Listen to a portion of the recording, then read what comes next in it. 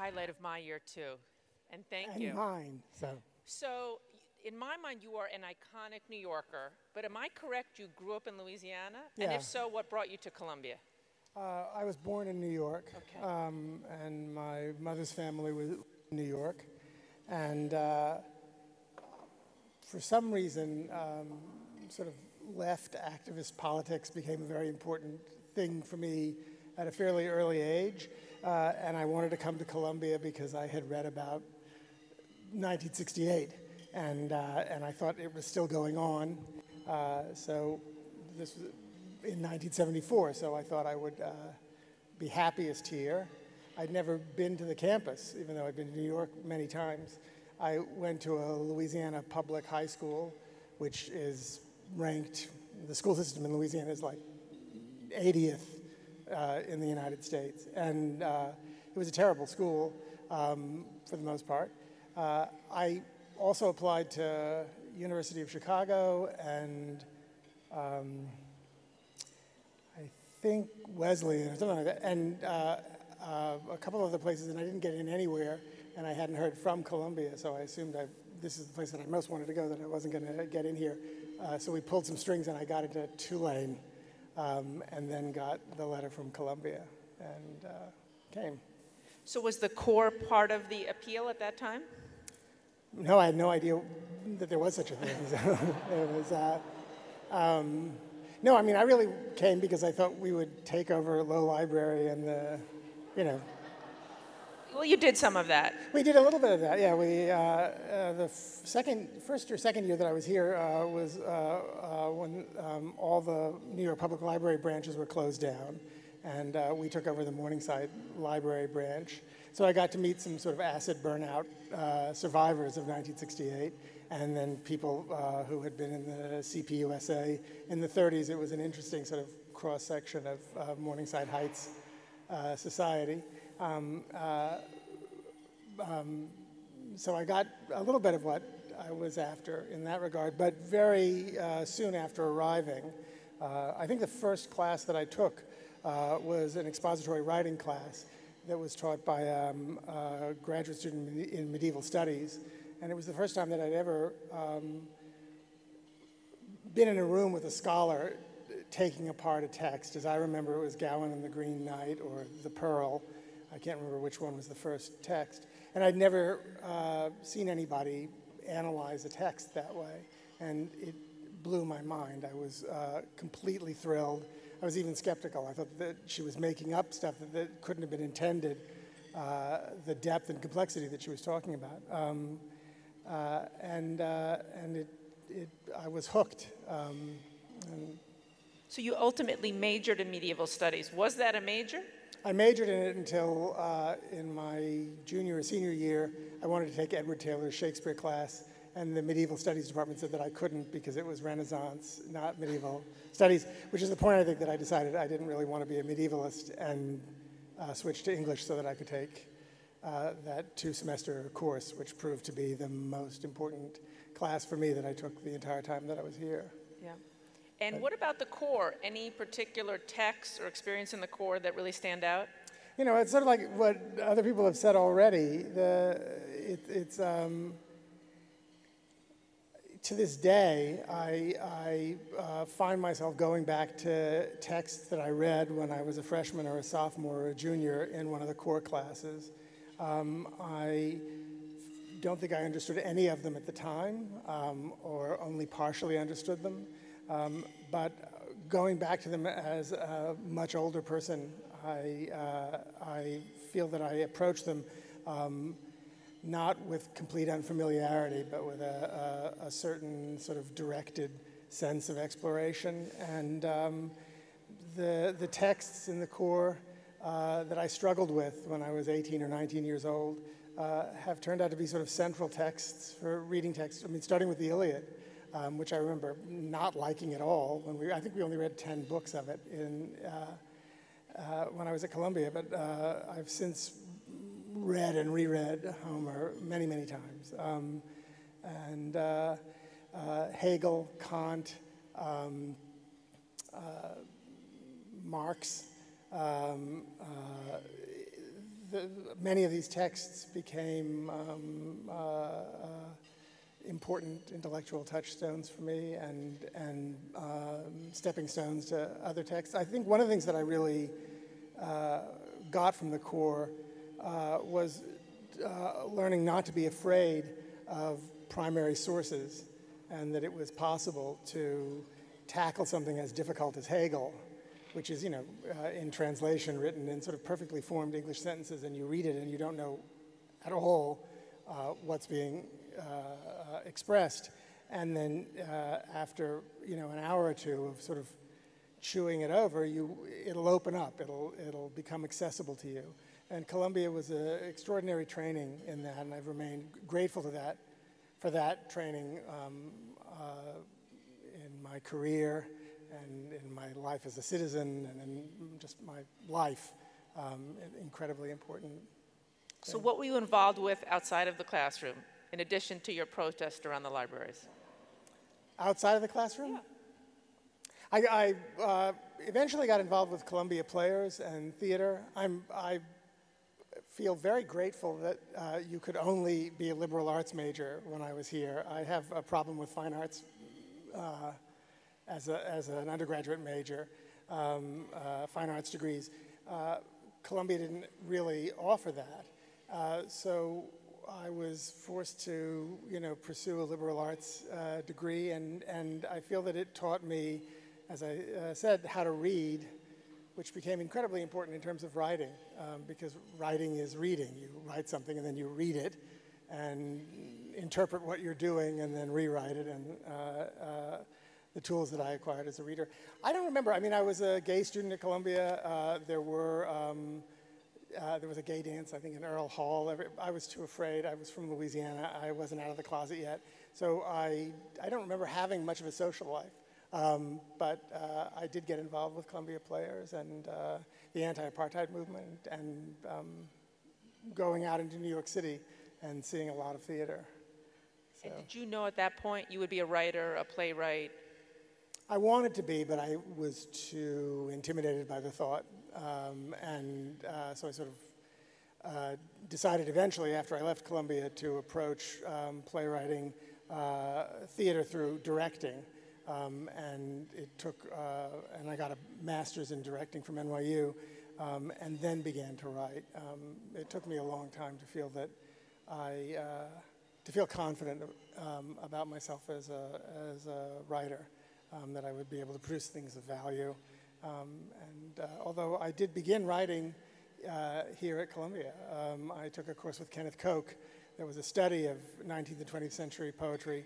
But we wrote, Koch's teaching method was to ask the students to write imitations of poets.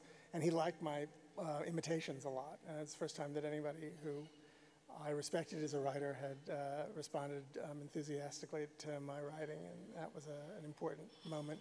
So poet first? No, I'm not a poet. I have a sort of fear of I don't understand how anyone writes a good poem. It seems almost impossible to me. It's the hardest thing, I think, or one of the hardest things. I think Kant is harder than poetry. Harder to read or harder to... I would imagine being Kant was relatively easy for Kant. Easy for him. Reading Kant. He did it for quite a while. I don't know. Not necessarily. There are poets who... Browning can be, there are some people who are just completely incomprehensible. And I don't find Kant all that hard. I find Hegel really hard. But reading Kant here, the minute I read Kant in, I guess it was CC, I went back to my journals in preparation for this morning because I thought I don't remember the names of any of my professors from the core, except for one guy who I didn't like, and I remember his name.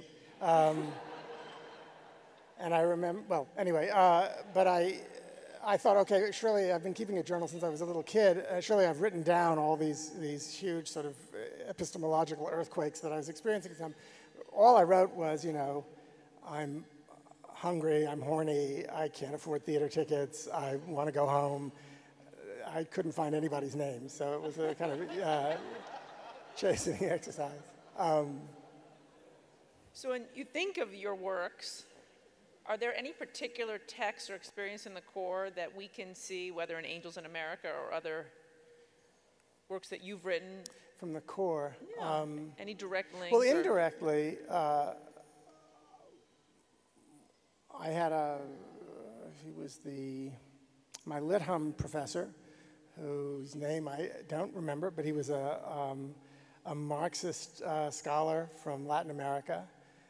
And he gave me, he suggested that I had just read, I think it was the 18th Brumaire or something in CC, the Marx's text, and I had liked it but hadn't really understood it. And I went to my Lit Hum professor and said, can we talk about this? And he gave me a copy of Ernst Fischer's The Necessity of Art, which I read and hated and thought was a piece of Stalinist nonsense. So we had a big argument about that, and he asked me to read Arnold Hauser's Sociology of Art. And I think it was in Hauser that I first encountered the name of Walter Benjamin. And I was also beginning to get interested in Bertolt Brecht at the time. This is in my sophomore year. And Benjamin's thesis on the philosophy of history, which I read for the first time in Fernald, was a text for me and for many people that was sort of a life-changing experience reading it, kind of understanding it, and his description of Paul Klee's angel of history as this angel being blown backwards into the future was the beginning of my angel, I think. So. Incredible. And what about music hum or art hum? My parents were both classical musicians, and I remember being indignant in musical humanities. The first thing that we did was listen to Bessie Smith recordings, and I'd never heard Bessie Smith. And I thought, well, why are we listening to this? This is popular music, and it's not good. We should be, listening to Mozart. And again, I feel terrible. I don't remember these people. I mean, anyway, it was a long time ago. But I remember our professor. It was so long ago that he was playing this on a 33 record, playing Cemetery Blues or one Bessie Smith song, Backwater Blues, over and over and over again, and sort of singing along with it and talking to us about subtle shifts in the time signature and in pitch and key that she was doing, and suddenly beginning to understand that this is actually a very great kind of music and that it was okay to like it. Also, I heard my first Schoenberg in music hum and was astounded that instruments that I was pretty familiar with could make that kind of sound. Art, humanities, the thing I most remember is the Hegel that we read, and the first time I'd ever encountered the idea of a kind of a dialectical progression through history, described, in Hegel's account of a sort of an aesthetic progression from the pyramid to the Renaissance, and being sort of exhilarated by that. Also, our professor showed us a Mondrian, I think Broadway Boogie Woogie, and actually played the painting. She assigned a different tone to each color, and then showed us how Mondrian, the tune that the painting takes its title from, is actually in the painting, which was a kind of, again, a way of reading the world that I didn't know when I arrived here. I come from I grew up in a house full of books and two very literate parents who were musicians, but until I arrived at Columbia and began to really learn, I had no idea that the intellect was a sort of a key for opening door after door after door, and that's, when I teach playwriting, which I do occasionally, I never teach playwriting. I basically do an imitation of the classes that, we take a text, often Kant, and spend the entire semester just tearing it apart sentence by sentence, because I feel that so many people in the arts especially haven't had that kind of training, the ability to really parse a difficult sentence in poetry or in philosophy and understand layers of sometimes even contradictory meaning in the text. And I feel like that was a skill that I developed at Columbia. So it's extraordinary. I also feel that the hardest thing I've ever done is CC and Lit Hum and tearing apart those texts. yeah. So are you comfortable sharing Were a little you, bit of, what kind of secondary education did? I mean, quite a good one, but nothing like this. And I'm curious if you're comfortable sharing what you're working on now and a bit about I'm doing a lot of film writing at the moment. My third film with Steven Spielberg, which is about the kidnapping of a Jewish child by the Vatican in 1858 in Italy. And it deals with the beginning of the Risorgimento and post-Napoleonic European politics that are the most complicated. I thought the Civil War, the American Civil War, was complicated. European politics in the middle of the 19th century is the most confusing thing I've ever encountered. But I'm excited about this, and we're going to start filming in the early part of this coming year. I'm working with Viola Davis on a biopic about Barbara Jordan, and I'm doing a lot of work. Now I'm reading her curriculum when she left politics and went to the University of Texas at Austin, her political, and some of the people like John Rawls were people that I had encountered when I was at Columbia. Spielberg wants to remake West Side Story, and I'm going to do the book for that, or the screenplay for that, and that's fun. And a couple of other things, and an opera and a play and so on. When you think about core to commencement, what do you want to make sure that we treasure, improve, invest in, build that we may not have focused on? What would be your vision or your passion as part of this? You know, I'm ashamed to say that I don't know how the curriculum has evolved since 1978 when I graduated. So I'm curious to learn more about that. The idea of endowing the core and making it possible for, I would assume, scholarly exploration into developing a model that builds on the extraordinary model that already exists, that reflects the increasing complexity and diversity of American society and global society.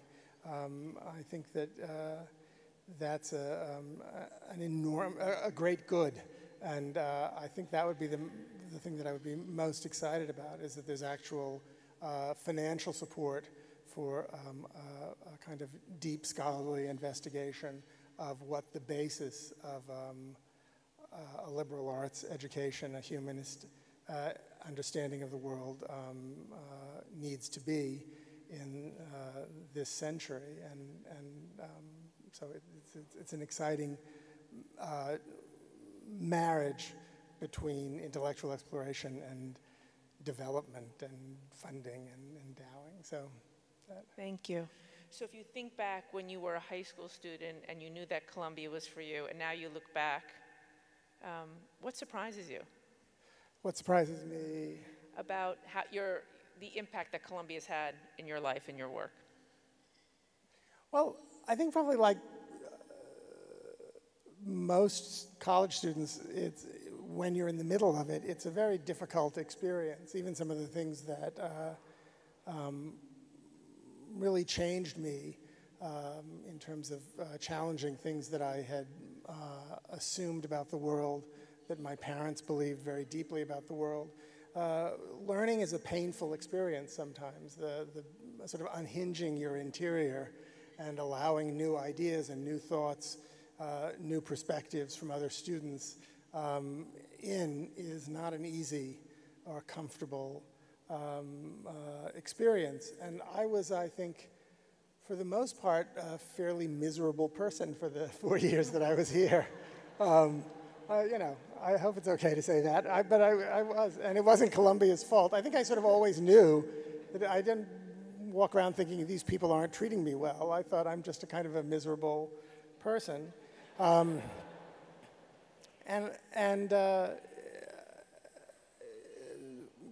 You know, I think I'm surprised, and this is a feeling that's grown steadily since the day I graduated, at feeling a profound gratitude and affection for this place.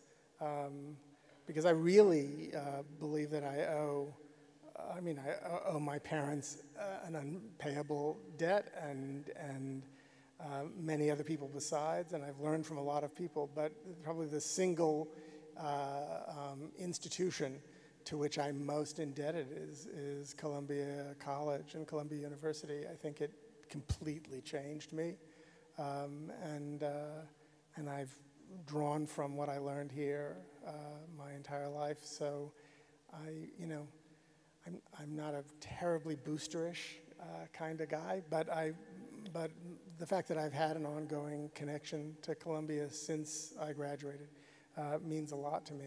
I really think this is an extraordinary university, and anybody who goes here is enormously lucky. So, well, I want to thank you for your candor, your passion. We look forward to seeing your new movies, to reading what you write, and we hope you'll come back and perhaps lead us in a deep dive in one of those texts. Absolutely. So, thank you very much. Thanks.